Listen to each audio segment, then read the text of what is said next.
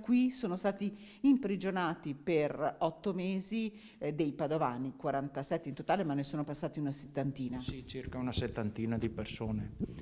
E le persone sono state così catturate nei rastrellamenti avvenuti a seguito dell'emanazione dell'ordinanza di polizia numero 5 del ministro Buffarini Guidi della Repubblica Sociale Italiana, emessa il 30 novembre del 1943. Già il 1° dicembre questo luogo, che era di proprietà privata, è stato requisito e trasformato in campo di raccolta. Anna Zevi aveva 30 anni quando venne prelevata con la madre Emma Ascoli Zevi nella merceria di famiglia in piazza Maggiore a Este.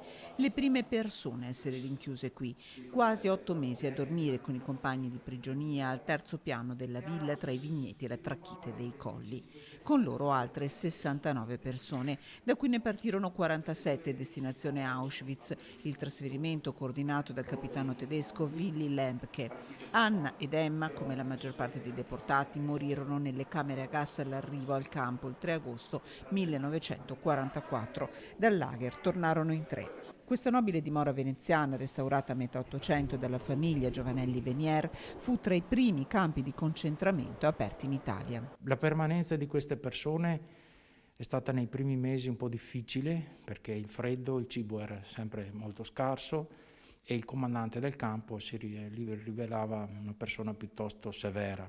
Poi con la sostituzione del comandante la loro permanenza è stata un po' più lieve, le persone potevano uscire, i ragazzi anche a nuotare nel fiume, in piazza a giocare, fino al 17 luglio del 1944. Una vicenda narrata di bocca in bocca a Vovecchio, ma riportata alla luce della passione storica dell'attestino Francesco Senmin, che un libro lo ha dedicato solo ai bambini del campo di Vo, con il ricordo di una notte particolare, quella della veglia di Pasqua del 1944.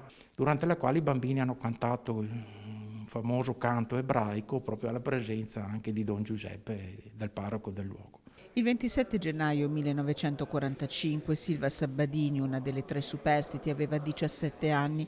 Nel 2001, quando venne posta questa lapide sulla parete del Palazzo di Vo, era presente per ricordare.